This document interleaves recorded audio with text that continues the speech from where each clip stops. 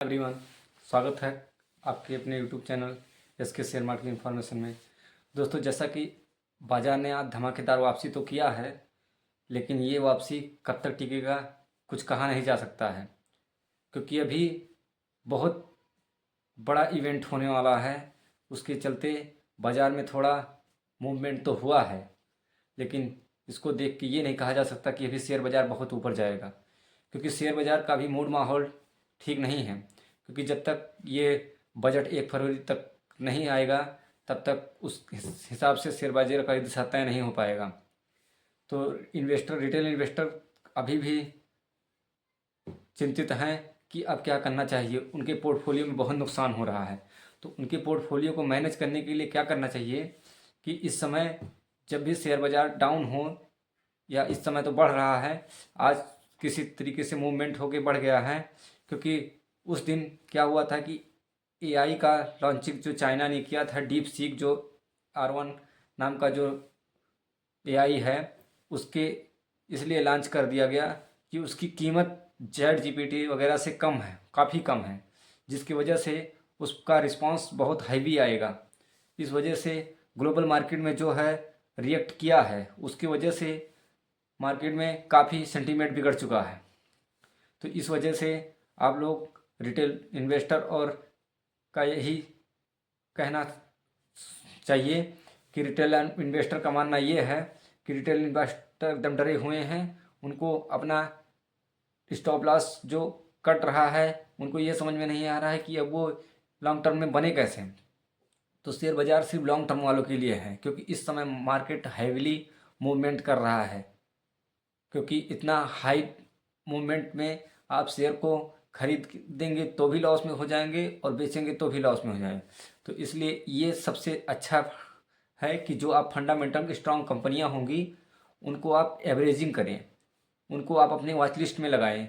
और जब वो शेयर बाज़ार का जो बड़ी कंपनियां होंगी जिसका इस्तिमाही नतीजे रिजल्ट अच्छे आए होंगे, उस शेयर को अपने वॉच लिस्ट में लगा के 2 4 6 जब तक ये अपना बजट नहीं आ जाता है, तब तक आप वॉच लिस्ट में लगा के देखिए कि उसके रिजल्ट आने के बाद कैसा रिएक्ट कर रहा है। और उसके बाद जब ये अपना 1 फरवरी को बजट पेश हो जाएगा, तो इसमें तो नहीं लगता है कि आम लोगों को कुछ राहत मिलेगी, क्योंकि सरकार नहीं चाहती है कि आम जनमानस को टैक्स में कटौती मिले, क्योंकि वो इतना ज़्यादा हैविली खर्चे कर रही है इंफ्रास्ट्रक्चर में और इधर उधर की चीज़ें में, वोटिंग में, चुनाव में, सबको वोट में लुभाने के लिए कुछ ना कुछ सुविधाएं जो हैं, जो मुफ्त की सुविधाएं, जो फ्री का राशन, और ये जो लाडली बहना योजना, ये सब सरकार दे रही है। तो ये अपने जेब से तो देगी नहीं, ये हमसे, आपसे और रिटेल इन्वेस्टर और खासकर मिडिल क्लास वालों से ही टैक्स के लिए जाएंगे। क्योंकि आप कुछ भी सामान खरीदते हैं तो उसमें आप GST पे करते ही करते हैं, तो वो सरकार आम आदमी से ही भरेगा। जितना ज़्यादा इन्फ्लेशन, महंगाई होगी, जितना ज़्यादा सरकार किसी को मुफ्त में देगा सामान, तो उसका उसका हिसाब किताब तो वो सरकार हम ही सबसे लेगा। क्योंकि आप ही सबसे लेगा, रिटेल रिटेल और मिडिल क्लास वालों से ही लेगा। क्योंकि जो बड़े बड़े इन्वेस्टर हैं, FI वाले, वो तो डॉलर के मुकाबले अपना बाज़ार कमज़ोर होता है, इसी वजह से वो अपने बाज़ार को छोड़ के दूसरे तरफ रुख कर रहे हैं। तो अपने बाज़ार में रुकने के लिए उनको क्या करना है, अपने यहाँ प्रोडक्ट लिक्विडिटी बढ़ाना चाहिए। जो यहाँ प्रोडक्ट जब बढ़ेगा, प्रोडक्ट जब बनेगा, कंजप्शन होगा। यहाँ छोटे छोटे मध्यम रोजगार तो बंद हो गए हैं, मझोले रोजगार जो काफ़ी बंद हो गए हैं, क्योंकि लॉकडाउन के बाद जितना भी छोटा मोटा रोजगार था उसको सरकार ने बढ़ावा ही नहीं दिया। सरकार ने जब बढ़ावा नहीं दिया, तो इसलिए यहाँ की GDP डाउन हो गई है, क्योंकि ये 5 कंट्री में आ चुका है अपना देश।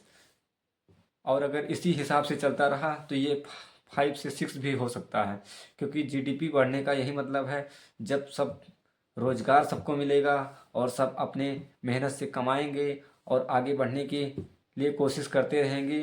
क्योंकि यहाँ इंडिया में क्या है कि एक कमाने वाला है और 4 खाने वाले हैं, तो ऐसा नहीं होना चाहिए।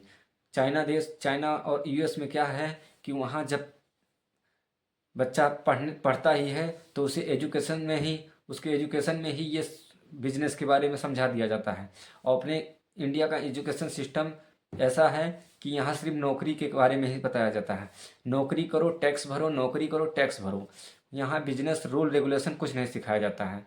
और वहाँ विदेशों में यही रूल रेगुलेशन सिखाया जाता है, जिसकी वजह से वो देश तरक्की पे है और अपना देश तरक्की पे कर सकता है। लेकिन यहाँ के पॉलिटिशियन ये तरक्की पे ले जाना नहीं चाहते हैं, क्योंकि उनको सुख सुविधाएं चाहिए। बाकी आम लोग मिडिल क्लास को मिले या ना मिले, उनको सिर्फ चुनाव के टाइम जो उनका वोट पाने के लिए जो भी मुफ्त रेवड़ियाँ बांटना है वही बांट के वो अपना उल्लू सीधा कर लेंगे।